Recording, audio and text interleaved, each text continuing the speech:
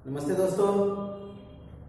तो दोस्तों, हमने अपनी कक्षा छठी में जो हमारी हिंदी सुलभ भारती इस पाठ्य पुस्तक में जो हमने दूसरी इकाई की जो दूसरी ही कविता सीखी थी, जिसका नाम है तूफानों से क्या डरना। तो जिस तरह से हमने पिछली 2 तासिका में तूफानों से क्या डरना इस कविता का जो हमने पूर्वार्ध और उत्तरार्ध इन दोनों भागों के बारे में हमने अच्छी तरह से पढ़ाई की है। यानी पिछली 2 तासिका में हमने जो तूफानों से क्या डरना इस कविता का अच्छी तरह से अध्ययन किया हुआ है। तो जिस तरह से इस कविता की जो कवयित्री है शिखा शर्मा जी, इन्होंने इस कविता में मनुष्य की जुझारू वृत्ति को दर्शाया गया है। यानी मनुष्य की जो बहादुर मनस्थिति है उसको इस कविता में उन्होंने प्रस्तुत किया हुआ है।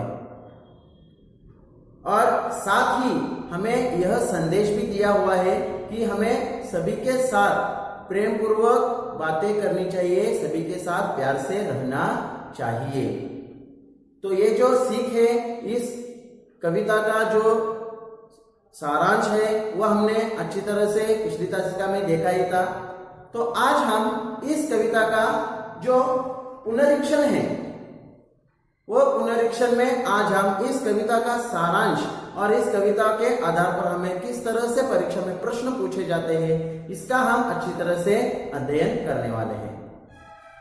तो जिस तरह से पिछली तासिका में हमने इस कविता का अच्छी तरह से गायन किया था, अच्छे ताल और लय के साथ इस कविता को गाया था, तो आपने अच्छी तरह से यह कविता कंठस्थ की होगी और इस कविता के जो शब्दार्थ है उन शब्दार्थों को भी समझकर इस कविता का सरल अर्थ आपने अपनी कॉपियों में लिखा होगा। तो जिस तरह से हम आज जो इस कविता का पुनरीक्षण करने वाले हैं, तो मैं आपको एक सारांश के रूप में इस कविता का जो सरल अर्थ है वो समझाता हूं और इस कविता से जो हमें सीख दी गई है उस सीख को भी हम आज सीखने वाले हैं। तो देखो, फलक की ओर ध्यान दो। इस कविता में कवयित्री शिखा शर्मा जी, इन्होंने हमें यह बताया है कि हमें सभी के साथ प्यार से रहना चाहिए। तूफान रूपी मुसीबतों का हमें हिम्मत के साथ सामना करना चाहिए। हमें इन तूफानों से डरना नहीं चाहिए। हम अपने मन में ज्ञान रूपी दीपक जलाकर अज्ञान के अंधकार को दूर करना है। देखो, जो हमें इस कविता से सीख मिली है वह एक अच्छी तरह से सीख कवयित्री शिखा शर्मा जी इन्होंने इस कविता में प्रस्तुत की हुई है। तो जिस तरह से मैंने आपको कहा कि जिस तरह से हम कोई भी गद्य पाठ या कोई भी पद्य पाठ जो कोई कहानियां सीखते हैं तो इनसे हमें एक अच्छी सीख सीखने के लिए मिलती है। तो इन सीख को हमें अपनाना चाहिए, इस सीख को हमें समझकर लेना चाहिए। देखो, इस कविता में कवयित्री शिखा शर्मा जी इन्होंने जो तूफान रूपी जो विपरीत परिस्थितियां मनुष्य के जीवन में आती है, जो मुसीबतें आते हैं, इनसे हमें बिल्कुल भी नहीं डरना चाहिए और हमें सभी के साथ प्यार से रहना चाहिए।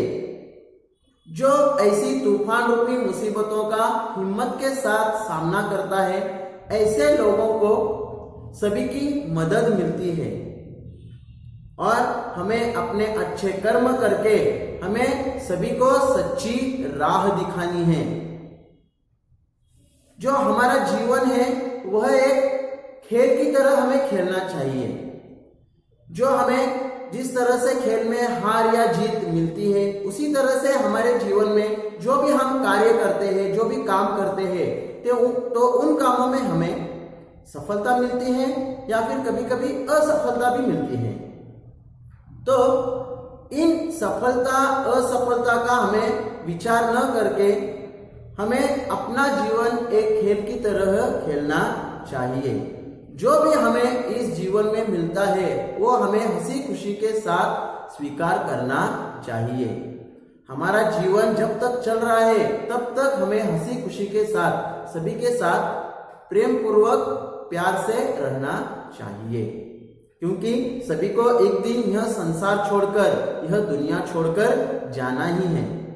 इसलिए हमें ऐसी जो तूफान रूपी जो मुसीबतें आते हैं इनसे बिल्कुल भी नहीं डरना चाहिए। हमारे जीवन में कभी उजाला आता है तो कभी अंधेरा आता है, यानी कभी कभी हमारे दिन में अच्छे दिन भी आ जाते हैं और कभी बुरे दिन भी आ जाते हैं। किंतु जो बुरे दिन हमारे जीवन में आते हैं वह ज्यादा समय तक नहीं रहते हैं। समय कभी एक सा नहीं होता है। जब हमारे दिन में दुख के दिन आते हैं तो हमारे दिन में आगे सुख के दिन भी आते ही रहते हैं। समय कभी एक सा नहीं रहता है, इसलिए हमें थोड़ा धीरज धरना चाहिए, थोड़ी हमें शांति रखनी चाहिए। इसलिए हमने पिछली तासिका में जो हिंदी में एक कहावत है वो कहावत भी सीखी थी कि सब्र करो, सब्र का फल हमेशा मीठा होता है। हमारे समाज में एक जो महामारी फैली हुई है, तो वो महामारी क्या है कि हमें अपने शरीर पर बहुत ही अभिमान हो गया है, बहुत ही घमंड हो गया है। और ये जो महामारी है वो एक समाज में फैल गई है और इस महामारी को हमें रोकना है और सभी के साथ प्रेम पूर्वक बातें करते हुए सभी के साथ प्यार से रहना है और हमें हमारी जिम्मेदारी समझकर सभी को सच्ची राह दिखानी है। हम हमारे जीवन में जो अज्ञान रूपी अंधकार जो फैला हुआ है उसको ज्ञान रूपी दीपक जलाकर हमें हमारे जीवन में जो तूफान आते हैं उन तूफानों को दूर करना है और इस अज्ञानता के अंधकार को भी हमें दूर करना है। तो इस तरह से कवयित्री ने हमें इस कविता में अच्छी तरह से सीख दी है। तो जिस तरह से मैंने आपको इस कविता का जो सारांश बताया है उसको आपने अच्छी तरह से पिछली 2 तासिका में समझकर लिया ही होगा। तो आज हम जो इस कविता के आधार पर जो हमें प्रश्न पूछे जाते हैं उन प्रश्नों को किस तरह से लिखना चाहिए, तो यह हम एक स्वाध्याय पुस्तिका के जरिए समझकर लेते हैं। ठीक है, तो अच्छी तरह से ध्यान दीजिए। देखो छात्रों, जो हमारी हिंदी सुलभ भारती इस पाठ्य पुस्तक में से जो दूसरी इकाई की जो दूसरी ही कविता हमने सीखी थी, तूफानों से क्या डरना, तो इसकी कवयित्री जो है उनका नाम है शिखा शर्मा जी। तो उन्होंने इस कविता से हमें यह संदेश दिया है, यह सीख दी है। तो जो पाठ का उद्देश्य है उस पाठ के उद्देश्य को हम देखते हैं। प्रस्तुत कविता के माध्यम से मनुष्य को जीवन में हिम्मत न हारने का संदेश दिया गया है। जीवन में आने वाली मुसीबतों का सामना करने वाला ही सच्चा व निडर इंसान कहलाता है। तो यह तो हमने पिछले 2 तासिका में अच्छी तरह से देख ही लिया है। तो चलो इस कविता के आधार पर परीक्षा में हमें किस तरह से प्रश्न पूछे जाते हैं इसका आज हम अच्छी तरह से अध्ययन करते हैं।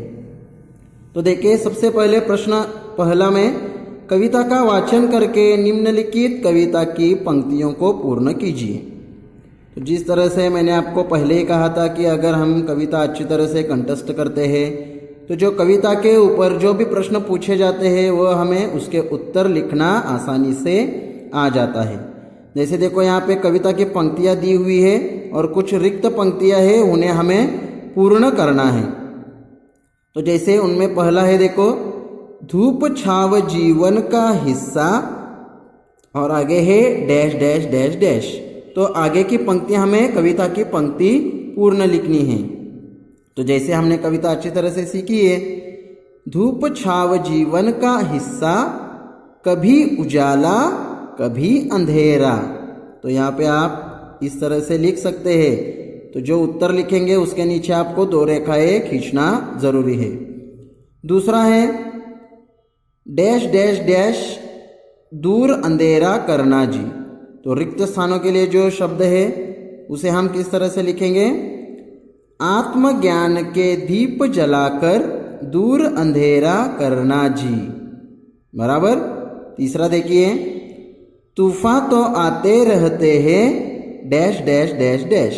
तो उसके आगे क्या आएगा, तूफान तो आते रहते हैं इनसे भी क्या डरना जी। ठीक है, आगे देखिए चौथा, डैश डैश डैश जीवन में रंग भरना जी। सत्कर्मों की तुलिका से जीवन में रंग भरना जी। पांचवा है, नफरत करना नहीं किसी से, प्यार सभी से करना जी। तो यहाँ पे रिक्त स्थान के लिए जो कविता की पंक्ति होगी वह है प्यार सभी से करना जी। छठा देखिए, समय एक सा कभी न रहता, डैश डैश डैश डैश। तो हमें कविता की पंक्ति पूर्ण करनी है। समय एक सा कभी न रहता, थोड़ा धीरज धरना जी। तो इस तरह से अगर कविता अच्छी तरह से कंठस्थ होगी तो हम कोई भी कविता के जो पंक्तियां हैं उसे हम अच्छी तरह से पूर्ण लिख सकते हैं। आगे देखिए प्रश्न दूसरा, निम्नलिखित वाक्यों के सामने सही अथवा गलत का निशान लगाइए। तो उसमें पहला जो है देखो, जीवन में हमेशा सुख दुख आते ही रहते हैं। तो यह वाक्य सही है, इसलिए यहाँ पर सही का चिन्ह आ जाएगा, सही का निशान आ जाएगा। दूसरा है, समय हमेशा बदलता रहता है। तो ये भी कथन, ये भी वाक्य सही है, इसलिए यहाँ पे सही का चिन्ह आ जाएगा। तीसरा है, जीवन में आने वाली मुसीबतों से हमें डरना चाहिए। तो जीवन में जो मुसीबतें आती है उनसे हमें डरना चाहिए नहीं, तो ये वाक्य गलत है। हमें बिल्कुल भी नहीं डरना चाहिए और उन मुसीबतों का सामना करना चाहिए। चौथा है, हमें जो मिलता है उसी में हमें संतोष रखना चाहिए। तो हमें हमारे जीवन में हमें जो भी मिलता है उसमें हमें संतोष रखना चाहिए। तो यह वाक्य सही है, क्योंकि हमें हमारे जीवन में जो भी मिलता है उसमें हमें संतोष रखना चाहिए, हमें स्वीकार करना चाहिए। पांचवा है, हमें सभी से नफरत करनी चाहिए। तो ये वाक्य गलत है, यहाँ पे गलत का निशान आएगा। हमें सभी को गलत राह दिखानी चाहिए, हमें सभी को गलत राह दिखानी चाहिए। तो ये कथन गलत है, क्योंकि हमें सभी को सच्ची राह दिखानी चाहिए। प्रश्न तीसरा देखिए, सोमत के आधार पर है, यदि समय का चक्र रुक जाए तो अपने विचार व्यक्त कीजिए। समझ लीजिए, जिस प्रकार से हम अपने जीवन हंसी खुशी से बिता रहे हैं, तो समझ लो कि यह समय का जो चक्र है, यानी समय ही रुक गया, तो क्या होगा इस पर तुम अपने विचार लिख लीजिए। ठीक है, जैसे मैं बताता हूं, देखो सुनो अच्छी तरह से। विद्वानों के कथन के अनुसार समय ही जीवन है। जिस तरह से सभी महापुरुष कहते हैं कि समय ही हमारा जीवन है और समय बहुत ही मूल्यवान होता है। किंतु अगर हम कल्पना करें कि समय अपनी जगह रुक गया तो पूरी सजीव सृष्टि ही रुक जाएगी। सभी पशु पक्षी प्राणी, जलचर प्राणी, प्रकृति की सभी चीजें, यहाँ तक स्वयं मनुष्य भी अपनी जगह हारकर बैठ जाएगा। समय का पहिया चलता है, इसलिए तो जीवन निरंतर तेज गति से चलता रहता है। यदि समय का चक्र रुकने से मनुष्य अपने वर्तमान और भविष्य दोनों से अलग हो जाएगा। समय के कारण ही मनुष्य अपने जीवन में अग्रसर होते रहते हैं। समय का चक्र रुकने से पूरे संसार में एवं मनुष्य का जीवन रुक सा जाएगा और पूरी दुनिया समय के चक्र के अनुसार ही चलती है। इसलिए अगर समय का चक्र रुक गया तो इस पृथ्वी पर एक भी सजीव हमें दिखाई नहीं देगा। तो इस तरह से आप अपना विचार, अपना स्वमत लिख सकते हैं। आगे देखिए, प्रश्न चौथा है, निम्नलिखित प्रश्नों के उत्तर एक वाक्य में लिखिए। उसमें पहला है कवयित्री ने जीवन में किससे न डरने की बात कही है। तो कवयित्री ने जीवन में हमें तूफान रूपी मुसीबतों से न डरने की बात कही है। ठीक है, 2 नंबर देखिए, जीवन कौन सा खेल है। तो जीवन हार जीत का खेल है। तो इस तरह से आपको पूर्ण वाक्य में उत्तर लिखना आवश्यक है। तीसरा देखिए, मनुष्य को अपना जीवन कैसे व्यतीत करना चाहिए। तो उसका जवाब है मनुष्य को अपना जीवन हंसी खुशी से व्यतीत करना चाहिए। चौथा है, प्रत्येक मनुष्य की एक दूसरे के प्रति जिम्मेदारी क्या है। तो जवाब हम इस तरह से लिख सकते हैं, प्रत्येक मनुष्य की एक दूसरे के प्रति यह जिम्मेदारी है कि हमें एक दूसरे को सच्ची राह दिखाना हर मनुष्य की जिम्मेदारी है। 5वां देखिए, कवयित्री ने कौन सा दीप जलाने के लिए कहा है। तो कवयित्री ने आत्मज्ञान का दीप जलाने के लिए कहा है। आत्मज्ञान यानी स्वयं के अंदर का ज्ञान। देखो प्रश्न 5वां में, निम्नलिखित प्रश्नों के उत्तर 2-3 वाक्यों में लिखिए। उसमें पहला है, हम अपने जीवन में किस प्रकार खुशहाली ला सकते हैं। देखो, तो हम अपने जीवन में अच्छे कर्म करके तथा दूसरों की मदद करके खुशहाली ला सकते हैं। और हमारा जीवन जब तक चल रहा है उस जीवन को हमें हंसी खुशी के साथ बिताना चाहिए। तो इस तरह से आप जवाब अपने विचार में लिख सकते हैं। दूसरा देखिए, मनुष्य को अपने जीवन में धीरज क्यों धरना चाहिए। मनुष्य को अपने जीवन में धीरज इसलिए धरना चाहिए क्योंकि मनुष्य के जीवन में आने वाला समय हमेशा एक जैसा नहीं रहता। जिस तरह से हमने हिंदी में कहावत सीखी, सब्र का फल हमेशा मीठा ही होता है, यानी दुख के बाद सुख आता ही है।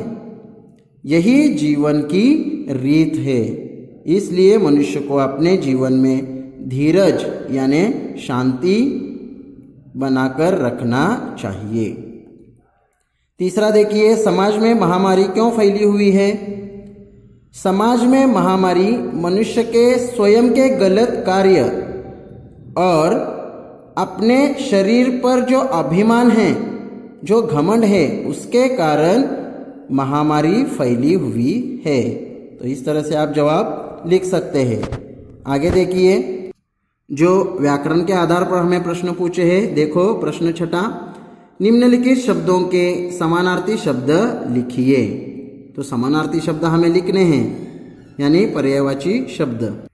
तो उसमें पहला है, देखिए जो पर्यायवाची शब्द हमें लिखने हैं उसमें पहला है दिन। तो दिन के लिए जो पर्यायवाची यानी समानार्थी शब्द है दिवस। दूसरा है खुश, तो उसके लिए हम समानार्थी शब्द लिख सकते हैं आनंद, हर्ष, प्रसन्न। तो इनमें से आप कोई भी एक शब्द लिख सकते हैं।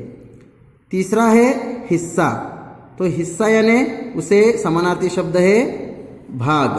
तो यहाँ पे आप भाग ऐसा लिख सकते हैं। तो भाग यानी भागना, इस अर्थ से नहीं होगा वो।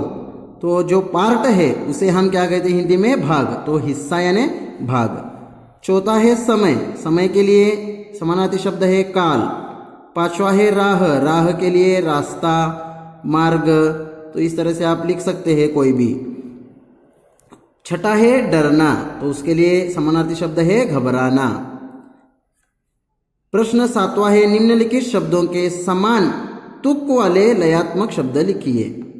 तुक वाले यानी लयात्मक, जिसे आप अंग्रेजी में राइमिंग वर्ड्स कहते हैं। तो पहला है जीत, तो जीत के लिए आप लिख सकते हैं मीत, प्रीत। ठीक है, तो इस तरह से जो लयात्मक शब्द है वो लिख सकते हैं। दूसरा है खेल, तो उसके लिए मेल, भेल। तो इस तरह से लिख सकते हैं। तीसरा है हंसकर, तो उसके लिए जो लयात्मक शब्द है समान तुक वाला शब्द सजकर, स के ऊपर चंद्र और बिंदी, सजकर। चौथा है डरना, उसके लिए लयात्मक शब्द है मरना या करना या वरना, इस तरह से लयात्मक कोई भी शब्द लिख सकते हैं। हिस्सा, उसके लिए लयात्मक शब्द है किस्सा। सच्ची, उसके लिए लयात्मक शब्द है कच्ची। समझ में आया? लयात्मक यानी तुक वाले शब्द यानी राइमिंग वर्ड्स। आप अंग्रेजी में जो राइमिंग वर्ड सीखते हैं उसे ही हम हिंदी में तुक वाले शब्द या लयात्मक शब्द कहते हैं। आठवां देखिए, निम्नलिखित वर्णों को सही स्थान पर रखकर अर्थपूर्ण शब्द तैयार कीजिए। तो जो शब्द दिए गए हैं उनको हमें सही वर्णों के क्रम से लगाकर अर्थपूर्ण शब्दों को बनाना है। जैसे देखिए द मद, तो उसके लिए अर्थपूर्ण शब्द है मदद, मदद। दूसरा है व जीन, तो उसके लिए अर्थपूर्ण शब्द बनेगा जीवन। तीसरा है सहकर, तो उसका अर्थपूर्ण शब्द बनेगा हंसकर, हंसकर। चौथा है जाऊला, तो उसका अर्थपूर्ण शब्द बनेगा उजाला यानी प्रकाश। पांचवा है मयस, तो उसका अर्थपूर्ण शब्द बनेगा समय, समय यानी काल। छठा है महारिमा, तो उसके लिए अर्थपूर्ण शब्द बनेगा महामारी, महामारी। ठीक है। नौवां है और आखिरी प्रश्न है, कविता में आए शब्दों के विरुद्धार्थी शब्द लिखिए यानी विलोमार्थी शब्द। उसका पहला है अंत, तो उसके लिए विलोमार्थी शब्द है आरंभ या शुरुआत। दूसरा है जीवन, उसके लिए विलोमार्थी शब्द है मृत्यु या मरण। तीसरा है अंधेरा, उसके लिए विलोमार्थी शब्द है उजाला। चौथा है प्यार, उसके लिए विलोमार्थी शब्द है नफरत या घृणा। पांचवा है हार, उसके लिए विलोम शब्द है जीत। छठा है ऊंचा, उसके लिए विलोम शब्द है नीचा। ठीक है। तो इस तरह से आपको और भी कुछ इस तरह से प्रश्न पूछे जाएंगे, तो अच्छी तरह से पढ़ाई करके इन सवालों के जवाब अपनी वर्कबुक में यानी स्वाध्याय पुस्तिका में सुंदर और अच्छे अक्षरों में लिखिए। ठीक है। तो बच्चों समझ कर लिया, जो इस तूफानों से क्या डरना इस कविता के आधार पर हमें जो प्रश्न पूछे जाते हैं उन प्रश्नों को किस तरह से लिखना चाहिए। हमें यह प्रश्न उत्तर हमें परीक्षा के लिए बहुत ही महत्वपूर्ण होते हैं। जिस तरह से मैंने आपको कहा कि कविता को अगर आप अच्छी तरह से कंठस्थ करते हैं, अच्छे ताल में, लय में, उचित आरोह अवरोह के साथ गाते हैं, तो आपको यह कविता अच्छी तरह से कंठस्थ होती है और अच्छी तरह से समझ में भी आती है। और इस कविता के ऊपर हमें जो भी प्रश्न पूछे जाते हैं उस कविता के जवाब, उस कविता के ऊपर जो भी प्रश्न आते हैं उनके जवाब हमें लिखने के लिए आ जाते हैं। ठीक है। तो जिस तरह से मैंने आपको इन सवालों के जवाब किस तरह से लिखना है यह बता ही दिया है, तो अच्छी तरह से पढ़ाई करो और अपने स्वाध्याय पुस्तिका में, अपने वर्कबुक में इन सवालों के जवाब अच्छे और सुंदर अक्षरों में लिखकर लीजिए। ठीक है। तो अच्छी तरह से पढ़ाई करो। धन्यवाद।